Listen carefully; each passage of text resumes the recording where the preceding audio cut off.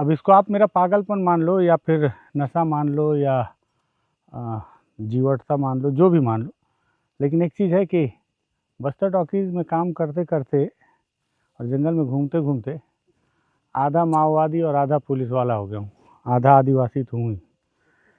आज भी एक रिपोर्ट करने के लिए आया था, वहाँ से अब लौट रहा हूँ, तो आपको दिखाता हूँ कैसे लौट रहे हैं, उस पर बात करते हैं। नमस्कार, मैं विकास तिवारी हूँ और आप बस्तर टॉकीज़ की जंगल यात्रा देखेंगे।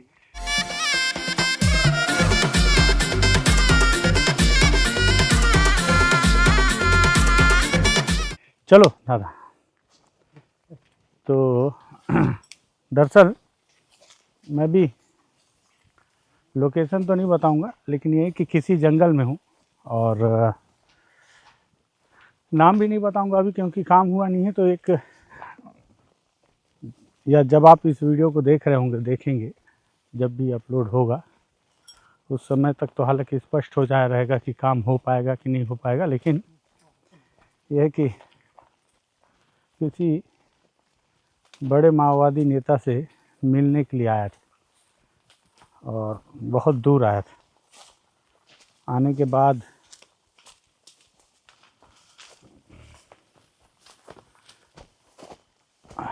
ऐसे ऐसे जगह से होकर एक ऐसे गांव में पहुंचा जिस गांव ने मुझे आश्चर्यचकित कर दिया। और लोकेशन तो नहीं बताऊंगा, लेकिन ये मानिए कि मैं अभी तेलंगाना के जंगल में, और अपना इलाका अपना होता है, लेकिन ये दूसरा प्रदेश आ गया है। और यहाँ पे किसी बड़े माओवादी नेता से मिलने के लिए आया था। तो जिस गांव से पैदल चला हूँ, 3 बजे हम लोग लगभग पैदल निकले और 3 घंटे लगभग पैदल चले, उस स्पॉट पे पहुँचे। जब उस स्पॉट पे पहुँचे तो पता चला कि एक दिन पहले ही माओवादियों की टीम उस जगह से कहीं आगे निकल गई। तेलंगाना के जंगल में देवा, जो कि बटालियन का हेड है, उसको ढूंढ रहा हूँ। तो ढूंढते ढूंढते जंगल में भटकते भटकते एक लोकेशन पे पहुंचा हूँ, जहाँ पास के गांव वालों ने बताया कि 3 दिन पहले तक यहाँ माओवादियों की एक बड़ी टीम थी और उनके निशान भी हैं। देखिए, टीम बड़ी थी। यहाँ पे चूल्हे भी जो हैं, 3-4 चूल्हे जिसमें खाना पकाया गया है। इन चूल्हों को देख के समझ में आ रहा है कि यहाँ पे बड़े स्तर में माओवादी 2-4 दिन कैंप किए थे और चारों तरफ यहाँ पे माओवादियों ने पत्ते तोड़ के बिछाए हैं, जिसमें कि वो आराम से बैठ सकें। हालांकि यहाँ पहुँचते तक वो यहाँ से निकल चुके हैं। अब कल दूसरे लोकेशन पे जाएंगे। तो अब रात होने को आई। ऐसे में ये फैसला हुआ कि वापस फिर गांव लौटा जाए और कल उनके फिर संभावित दूसरे ठिकाने पे चला जाएगा। तो वापस लौटते लौटते रात हो गई। तो मुझे लगा ये तस्वीर भी अपने दर्शकों को दिखाऊं कि ये पागलपंथी जब नशा बन जाती तो आपको कहीं भी चलवाती। तो अभी मैं तेलंगाना के जंगल में अभी गिर जाता, क्योंकि नीचे जंगल में क्या स्थिति है, पगडंडी है, पत्थर है, रात में कुछ पता ही नहीं चलता। अच्छी बात यह है कि चांदनी रात। मैं सोच रहा था अभी पैदल चलते चलते कि इस जंगल में चलना सबके लिए कितना कष्टदायी है, और मेरी तरह अगर खाली हाथ लौटना होता होगा तो और ज़्यादा। अब आप सोचो कि जो जवान ऑपरेशन प्लान करते हैं, हमको वही ऑपरेशन पता चलता है जिसमें उन्हें सफलता मिलती है, लेकिन इसका मतलब नहीं है कि वो पहले ही ऑपरेशन में सफलता है।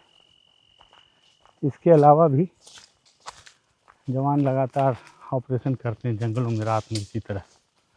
हम तो फिर भी मोबाइल की फ्लैश लाइट जला ली है, उनको तो ये भी जलाना वर्जित है, क्योंकि अगर वो लाइट जलाएंगे तो वो दूर से पहचान ली जाएंगे या पता चल जाएगा जंगल में कोई मूव कर रहा है। यही हाल माओवादियों का भी है। माओवादी भी बताते हैं कि शाम के बाद किसी तरह के उजाले का उपयोग नहीं करते, क्योंकि अगर उजाला करेंगे तो वो भी दूर से आइडेंटिफाई हो जाएंगे और रात को ही जवान माओवादी दोनों मूव करते रहते हैं। युद्ध और लड़ाई की अपनी बहस है कि जवान क्यों लड़ रहे हैं और माओवादी क्यों लड़ रहे हैं, लेकिन ये बात सच है कि क्या हुआ, रास्ता भूल गए क्या?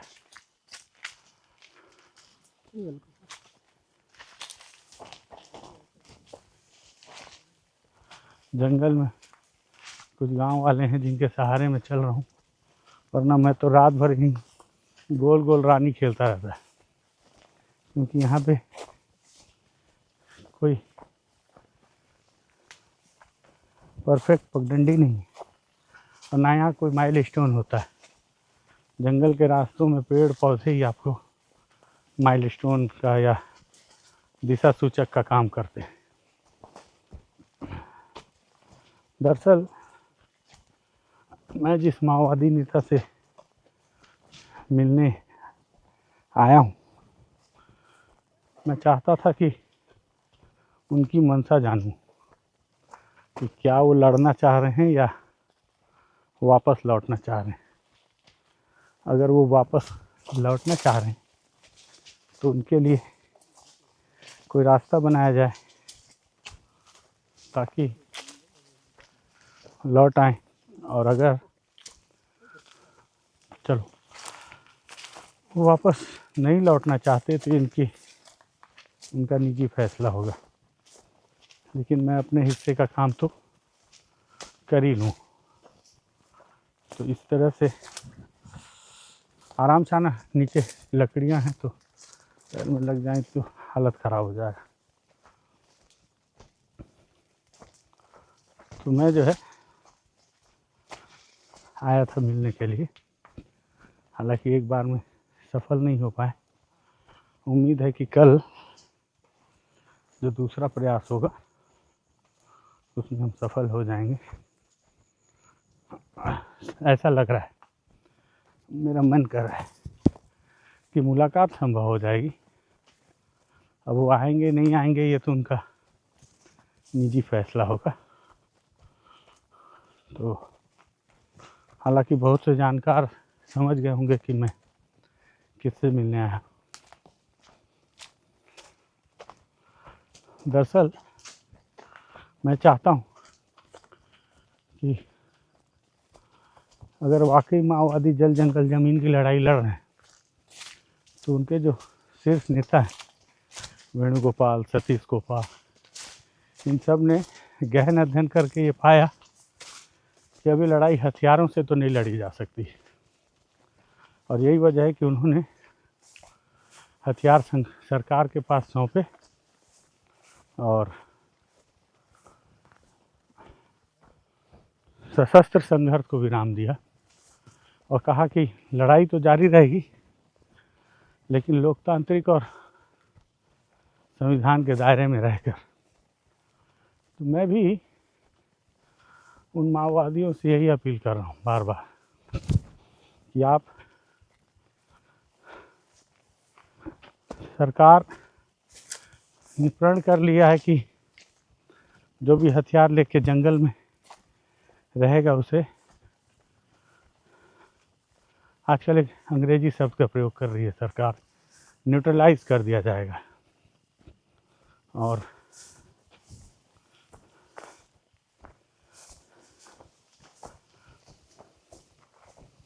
जो वापस लौटेगा उसका रेड कारपेट बिछाकर स्वागत किया जाएगा। मुझे लगता है कि बेवजह अपनी जान क्यों देना। जब पता है कि अब आप नहीं लड़ सकते हथियार से, लेकिन संघर्ष जारी रखने के लिए कई लोकतांत्रिक संवैधानिक रास्ते हैं।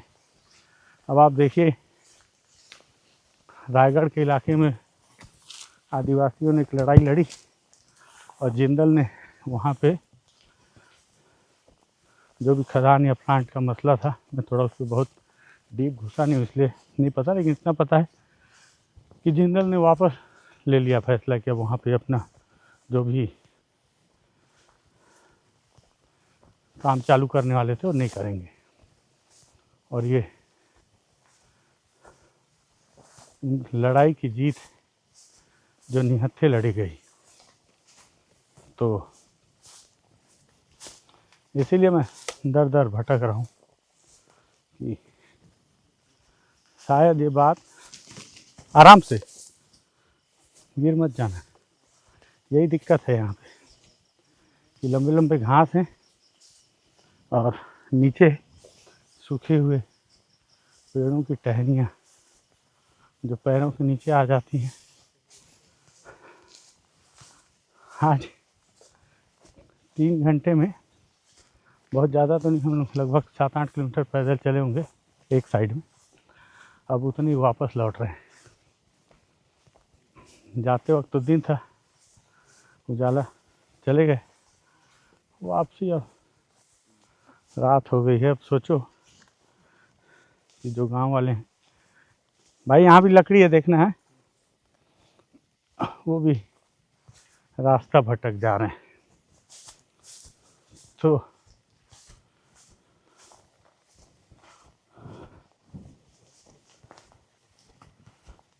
मुझे लगा कि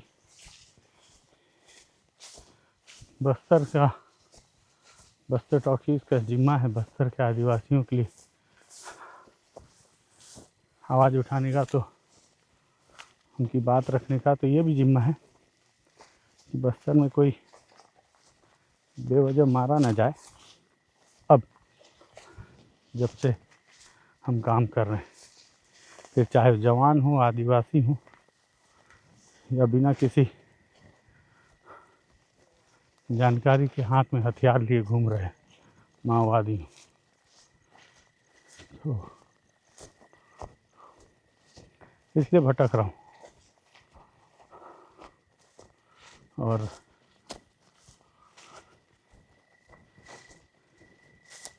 लगता है किसी का खेत है, और यहाँ से अभी याद आ रहा है कि मुझे गांव अभी बहुत दूर है। बहुत दूर पैदल चलने के बाद जब हम जा रहे थे तब यहाँ पहुँचे थे, लेकिन ये है कि अब जंगल तो है, जो उस तरह का जंगल नहीं जो अभी पीछे हमने छोड़ा। रात का सफ़र है तो मुझे लगा कि ये भी अपने दर्शकों को दिखाऊं कि कैसे हम बस्तर टॉकीज़ के लिए काम करते हैं, जिसे हमारे दर्शक बहुत पसंद भी करते हैं, और उन्हीं के द्वारा इतना प्रोत्साहित किया जाता है कि मैं हमेशा ऊर्जा से भरा हुआ रहता हूँ कि कहीं भी जाना है, कभी भी जाना है, तो मैं तैयार हूँ चलने के लिए।